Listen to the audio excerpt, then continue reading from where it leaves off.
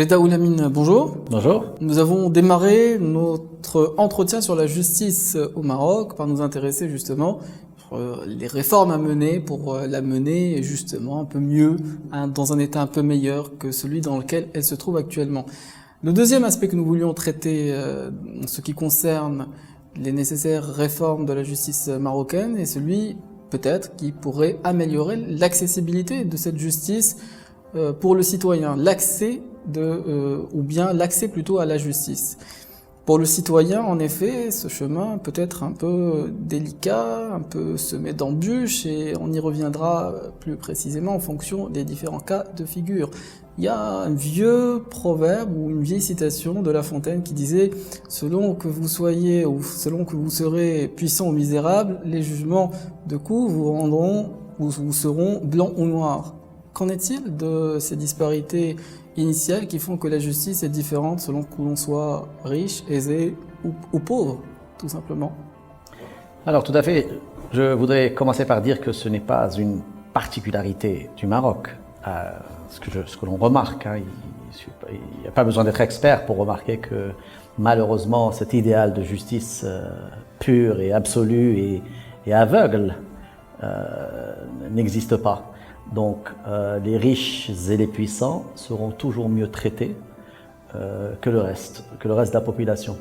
Cela dit, si la justice n'est pas idéale pour les riches, si elle n'est pas idéale non plus pour la classe moyenne, elle l'est encore moins pour les classes les plus défavorisées. Et encore une fois, ce n'est pas une particularité du Maroc, mais c'est également un grand problème au Maroc, le problème de l'accès à la justice. On remarque malheureusement que les gens qui n'ont pas les moyens et qui sont illettrés, de ce fait, ne connaissent pas leurs droits, ne peuvent pas se défendre et ils perdent donc leur dignité. Ils ne peuvent pas se permettre un avocat. Et là, on soulève l'épineux problème de l'aide juridictionnelle qui ne fonctionne toujours pas bien. Comment voulez-vous qu'un avocat qui est commis d'office et qui n'est pas rémunéré, qui n'est pas payé par l'État, fasse son travail correctement? Donc il y a matière à faire et à améliorer cet accès à la justice. Et vous savez, ça part des infrastructures même. Là, depuis quelques années, on remarque dans les tribunaux un bureau d'accueil ou une borne d'information pour votre dossier. Très souvent, la borne, au niveau technique, est éteinte ou ne marche pas. Pire que ça, il n'y a personne dans le bureau d'accueil. Et donc, vous avez cette catégorie de citoyens qui, confrontés à un problème, parfois, quand on dit l'accès, c'est même l'accès physique. Vous savez, la justice est supposée être publique et rendue de façon publique. Et pour des contraintes qu'on pourrait comprendre, des contraintes de sécurité ou autres contraintes, l'accès même au tribunal est restreint. Moi, il m'arrive de voir des citoyens bloqués par la police à l'entrée du tribunal. Et pourquoi ce citoyen vient? S'il vient, c'est que soit lui-même, soit un proche a un problème. Et il cherche une information, cherche à résoudre ce problème. Et vu sa condition très modeste, voire pauvre, il n'aura accès à personne. Ou il aura accès à de mauvaises informations, ou il sera soumis à des tentatives d'extorsion de la part de personnes qui profiteront de son ignorance. Je voudrais en rester quelques instants sur le constat. Qu'est-ce qui fait que l'on pense ou l'on constate ou que l'on juge l'idée que les pauvres seraient plus injustement traités que les riches par la justice? Les pauvres et les riches étant citoyens, les lois étant les mêmes, pourtant l'on constate dans la pratique judiciaire que les pauvres et les riches ne sont pas traités de la même manière. Je voudrais qu'on revienne plus spécifiquement sur ce qui fait ou sur ce qui fonde ce jugement-là.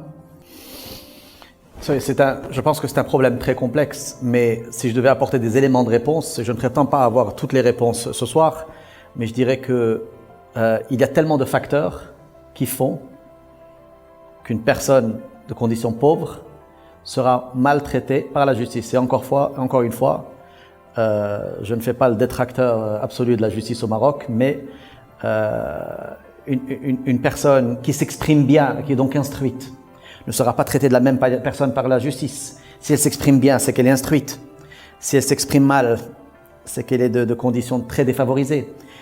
Si elle est bien habillée ou pas. Vous savez, la justice a énormément d'aspects psychologiques, hein, très subjectifs, très subjectifs. Selon le fait qu'elle vienne avec un avocat ou pas, la nature de l'affaire pour laquelle elle vient au tribunal, par exemple. Est-ce que un voleur de portable va être traité de la même manière qu'un président de société? J'en doute fort. Idéalement, et je suis sûr qu'il y a beaucoup de magistrats au Maroc et dans le monde entier qui essayent de traiter tout le monde de la même manière, mais il y a, quoi qu'on en dise, il y a un élément subjectif qui fait que la classe sociale et le niveau d'instruction et le niveau de ressources financières influent, consciemment ou inconsciemment, sur la personne qu'on a en face de soi. Donc il y a d'un côté les préjugés qui influent sur la décision de justice, de l'autre les moyens qui ne sont pas identiques. On reviendra sur la question des moyens plus amplement, mais j'y viens à cette question de l'accessibilité de la justice pour le citoyen. Dans l'accessibilité, il y a la question de l'information. On y a fait référence légèrement, quelques instants, en ce qui concerne cette accessibilité de l'information pour le citoyen qui se retourne vers l'appareil judiciaire et qui a besoin d'informations lorsqu'il est au contact des tribunaux pour X ou Y raison. Qu'en est-il de la disponibilité de cette information? Faut-il se déplacer? Qu'en est-il des moyens qui sont dévolus justement à la justice pour qu'elle puisse informatiser, peut-être mettre en ligne les décisions de justice qu'elle prend?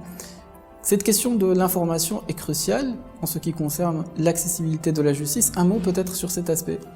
Cette information est très pauvre et quasi inexistante, hein, pour ne rien vous cacher. Oui, si on est instruit, on peut aller sur Internet et se renseigner, faire des recherches, appeler au téléphone un avocat, payer une consultation au cabinet. Mais encore une fois, faut pas oublier que la majorité de la population au Maroc, il faut le dire, est pauvre. Et on a encore un taux d'illettrisme qui est très élevé. Donc, pour prendre un cas concret, quand quelqu'un a un problème et qu'il se dirige vers le tribunal, à mon avis, il faut qu'une personne physique le renseigne. Qui va le renseigner? Ce ne sera pas le bureau d'accueil. Vous savez, pour prendre un exemple de la France, même des pays développés comme la France ont créé des maisons du droit. Alors pourquoi ne pas avoir au sein de chaque tribunal un ou plusieurs fonctionnaires dédiés, réservés à cette tâche? Un bureau spécial d'accueil, voire de prise en charge, d'orientation vers une aide juridictionnelle efficace. Bref, un système fondamentalement différent de ce qui existe actuellement, parce que ce qui existe actuellement est très déficitaire en matière d'accès à la justice. On terminera alors sur une note positive, une proposition de réforme. C'était ce qui nous a réunis en effet dès le départ, lorsqu'on a évoqué en effet justement cette initiative que de nous réunir pour parler des différentes problématiques de la justice. Nous aurons l'occasion une prochaine fois d'aborder plus en profondeur la question des moyens et d'autres questions dans ce rendez-vous hebdomadaire. Merci. Merci.